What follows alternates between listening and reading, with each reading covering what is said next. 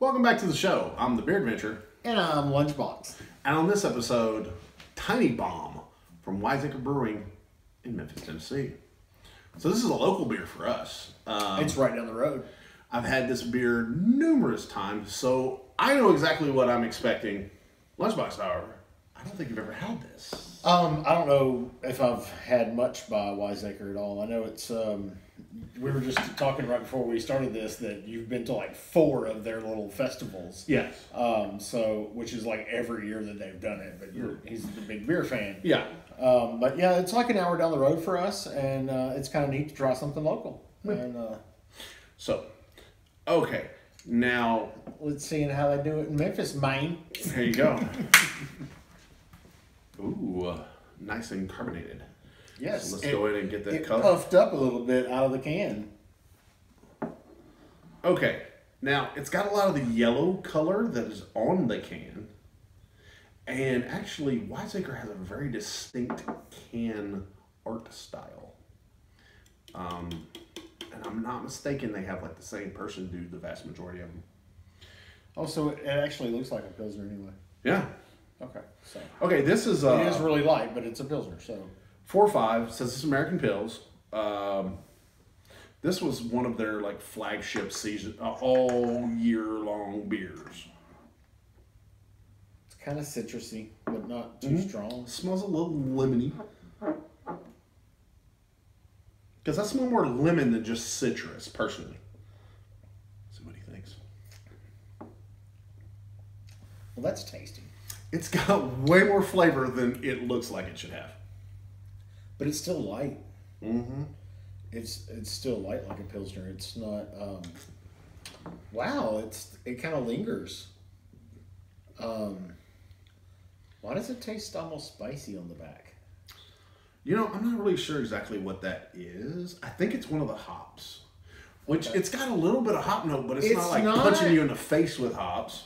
It's not hot. It's a...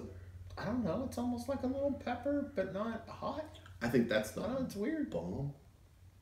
That's neat. Well, it's like this. There's your extra point, Tiny Bomb. You did something crafty. I think this one is what I call one of those gateway craft beers because it kind of looks like an American light. I'm gonna have to test that theory. An American light beer, but it's not like super over the top on anything. But there's way more flavor than, say, a Miller Lite or something like that. And this is only 4.5. So you can have more than one and you're not going to... It's because it comes in stages. Yeah. There's that initial carbonation bite. Mm-hmm. Then there's that kind of a citrusy Pilsner thing going on for a minute, but it turns almost... Not really... It turns... I keep wanting to say spicy, but it's like it tastes... Or mouthfeel, there you go. I'm always looking for that mouthfeel. Like it's trying to get dry. There's a little bit of that. Like it's trying to. Yeah, I know the dry turns off a lot of people, just like the overly sweet turns off. But it's not. It's really... Because after it gets through that phase, it's really not a dry. There's still plenty there. There's an initial sweetness that I do like, which gives it that kind of full, rounded thing. I do taste some definite citruses, and I guess there's I'm assuming there's enough malt backbone to support all the little nuances that start happening. But I tell you, there's a lot of beers out there that are really kind of a one-note beer. It's like, this one is more of a chorus. There's so many little things going on. Definitely. And it is a beautiful one, too. But the thing that I like about it is nothing's really overpowering anything else. A lot of IPAs and everything, it's like... That's what I meant by because it still comes off as a Pilsner, because none of that stuff is just crazy strong. It's just got a lot going on. That's why I said I think this is a very gateway style craft beer, because it's not terribly, grab you by the face and shake you. When you're looking at the painting that's more of a landscape than it is a portrait of something. and the more you look at it, the more you see little things going on. This is what this beer is like. It's like that landscape masterpiece that's got all these little things going on. And you have to sit and stare at it for a while. You have to sit and drink it and taste it to find everything. Oh yeah. I think if you just chug it, you're missing. But it's honestly at that point where you could pound a bunch of these if you really wanted to. The further down I go, the more lemon I taste. I've noticed that this one slightly warmed up. I don't like this one like right out of the water and ice cooler. I don't get all the taste. I need it just slightly below room temperature. Okay. And once which I've drank it out of the can numerous times, and it's okay. I do think pouring it in the glass lets a little more air in this one and can give it a little more. But you could make this a great river beer where you just needed to drink it out of the can. Oh wow! Yeah. I could probably drink more than one of these. And at 4.5%, you can drink more than one. I do like that 10% alcohol beer, but I don't want 9 of them in a row because then I'm really as great as those things are. It's not what I want to drink all afternoon. Right. I want 1 or 2 of those. These I want like a 6-pack of it. So I'm gonna get some more of these, and we're gonna go work on the car. Yeah. So I think we've kind of discussed this one good. So we're gonna get into our reviewing. And did you dig it? I really did. Yeah. I think it's good. Would you have another one of these? Sure. Yeah.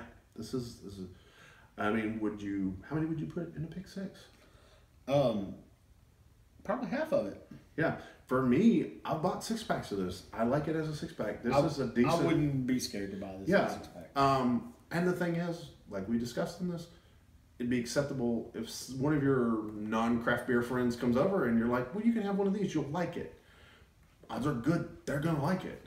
Or you hand that guy that drinks Miller Lite the double IPA and he's just like, I can't handle this. What have you done to my tongue? Exactly.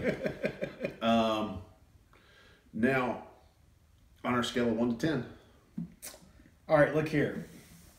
I wanted to just go 7 because this is a nice strong beer. But like I said, the more I taste it, I compared it to like a nice big landscape with lots of little action going on. Because it's that crafty, I'm going to have to give it that extra point. So I'm going to go ahead and give this thing an 8. I do. I give it an 8. This is one of my favorite beers from a brewery that I enjoy and I go to on a fairly regular basis. And I get their beers. So they get the friend point. No. They get the, wow, you pulled off a phenomenal beer that is accessible to a huge market. That's what I like about it is there's so many of my beer friends that can enjoy this. There's friends of mine that hardly ever drink beer that can also enjoy this. That's something I have noticed about the Wiseacre beers is that it's not something you have to go to a liquor store to find. You'll see them in grocery stores. You'll see them in some convenience stores that have good beer selections. Mm-hmm. They locally, here in this market, they pop up everywhere. So it's not like it's really hard to find. Not for us. No, not for us. And maybe you guys should look for it. If you enjoyed it, please press like. Let's talk about it in the description. Subscribe if you haven't. To your next beer adventure. Cheers.